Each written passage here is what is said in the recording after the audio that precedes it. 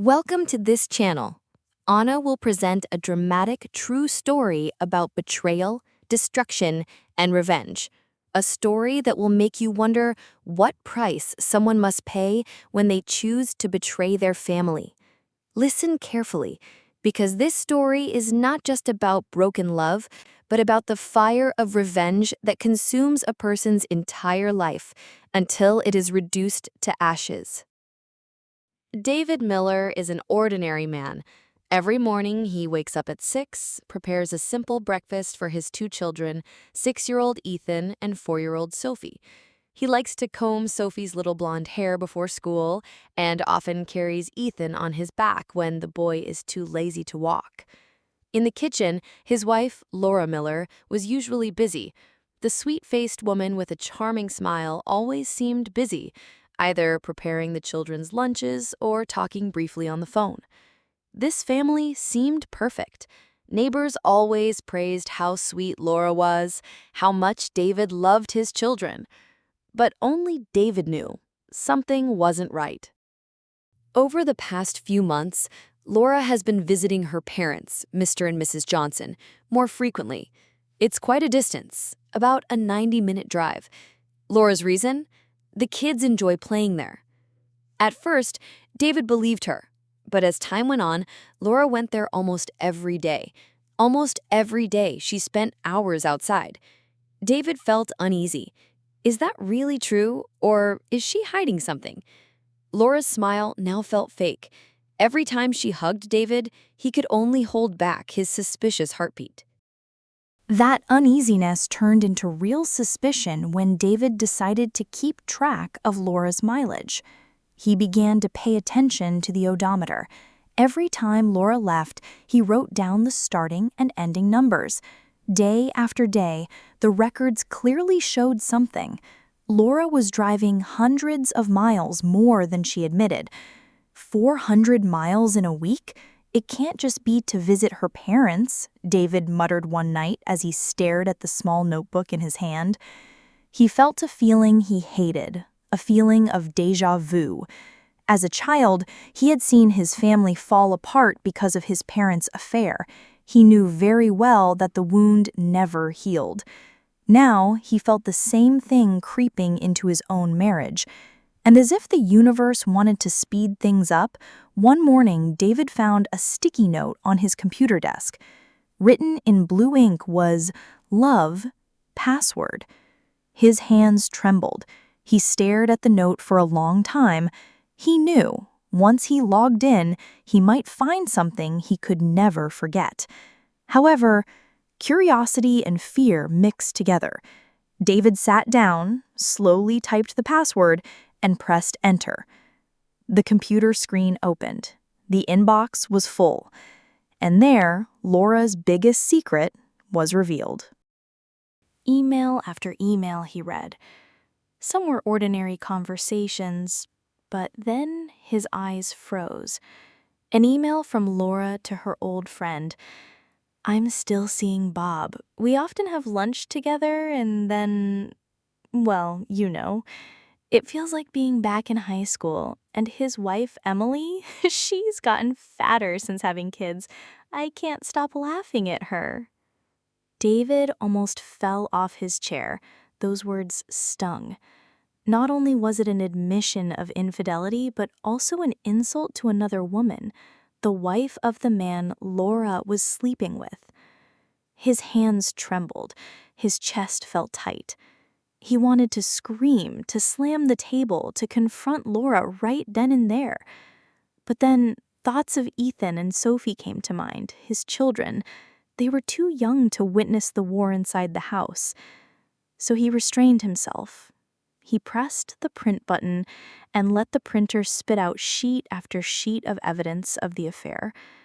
He stored them in a drawer far from the children's reach. And that night, when Laura came home with her sweet smile, David only smiled back, with eyes now full of secrets. In his heart, he vowed, "I won't let you destroy my children, Laura. I won't." And from here, the big storm began to form. David knew he needed harder truths, more concrete evidence, and a plan. However, he never imagined how devastated the life of a man named Bob would be after everything was revealed. David knew he needed more evidence than just emails. He needed irrefutable proof. He contacted an old friend who worked in law enforcement. "I need your help. I think Laura is having an affair." His friend sighed, then gave him a name: Ron Harris, a former police detective now working as a private investigator. The first meeting with Ron was brief but intense. Ron, a man in his 40s with a sharp gaze, listened to every detail from David. He accepted the envelope containing the printed emails, then said briefly, "I'll find the truth for you. And believe me, the truth always comes out, sooner or later." In the days that followed, Ron worked in silence. He followed Laura, taking photos from a distance, noting the time and recording all her movements. His first report left David breathless. Laura had indeed taken the children to her parents' house, but after that, she disappeared with Bob Carter. Lunched together, laughing at the restaurant table, then entering a cheap motel on the outskirts of town. A few hours later, they came out looking tired but happy, then returned to pick up the children as if nothing had happened. The photos were like a sledgehammer hitting David in the chest. There was no more room for denial. David sat in his office late that night. In his hands was a complete report with photos neatly arranged by Ron. Each page was a new wound. Each photo was an unforgivable betrayal. Memories of his childhood came flooding back. His father and mother had cheated on each other, hurt each other, until their marriage fell apart. David remembered the nights he cried alone, hearing the screams in the living room. He swore then that he would never let his children experience the same thing. But now, the vicious cycle had returned. David's tears fell.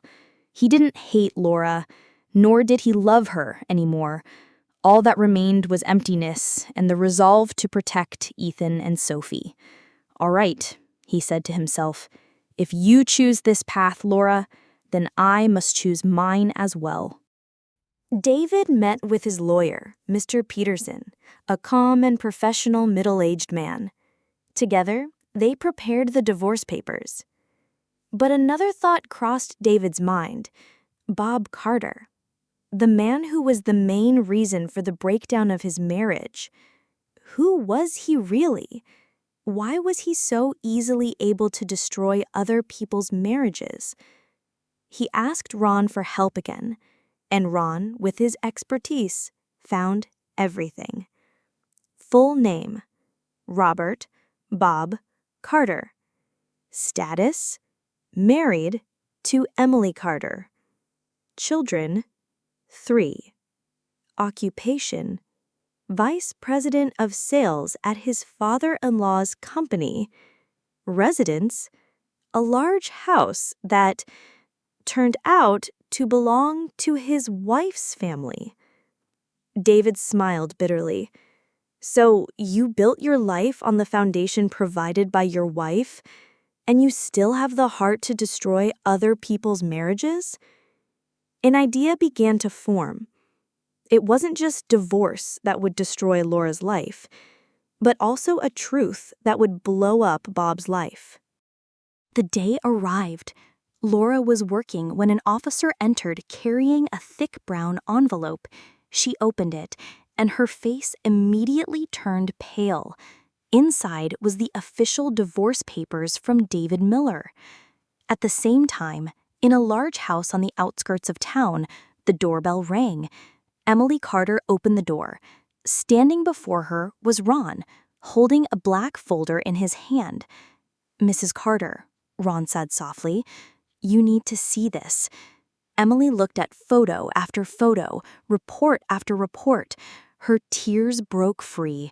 Her voice trembled. Her body shook. The truth hit her hard. Her husband, Bob, had betrayed her time and again. But behind the tears, a fire of anger grew. And from that moment on, Emily swore Bob would pay dearly. Everything happened quickly. Emily filed for divorce. She emptied their joint bank account, took their 3 children, and moved back to her parents' house. Her father, the owner of the company where Bob worked, immediately called his son-in-law in, and in one short meeting, Bob was fired from his position. The house they lived in, it belonged to Emily's parents. Bob was kicked out, without mercy. His life changed completely in a matter of weeks. From a well-established executive with a beautiful family, he became a man who lost everything. And the destruction didn't stop there. Bob tried to meet with Emily to apologize, but the argument at home ended in chaos until Emily's younger brother intervened, punching Bob until his nose was broken. The police were called, a report was filed, and Bob, once again, was humiliated in public. After that, Bob's life continued to spiral downward. Legal cases, restraining orders, even a short stint in jail for violence. The world he once built with confidence was now in ruins. Friends drifted away, family fell apart, his job was gone. There was nothing left. Bob simply disappeared. No trace on the internet, no news from old friends. It was as if he had swallowed himself into the darkness. Meanwhile, Emily rose. She started working at her father's company, slowly climbing the ranks until she eventually took over the family business. She proved that from destruction, she could build new strength. David lived peacefully. He never talked about his past with Laura again, except when it concerned the children. Ethan and Sophie grew up, lived their lives, and eventually became adults. And when that time came, when they no longer needed their parents in their daily lives, David completely severed all ties with Laura. There was no love, there was no hatred, only peace. He knew that what he had done might seem cruel to some people, but for David, it wasn't just about revenge. It was about justice. And on a quiet night, he told himself, I lost a wife, but I protected my children's future, and I destroyed a man's life, a man who deserved to be destroyed by his own actions. I am Anna, and this is the story of how one affair destroyed 2 families, burned a man's life to ashes, and left a father who chose to stand up for his children.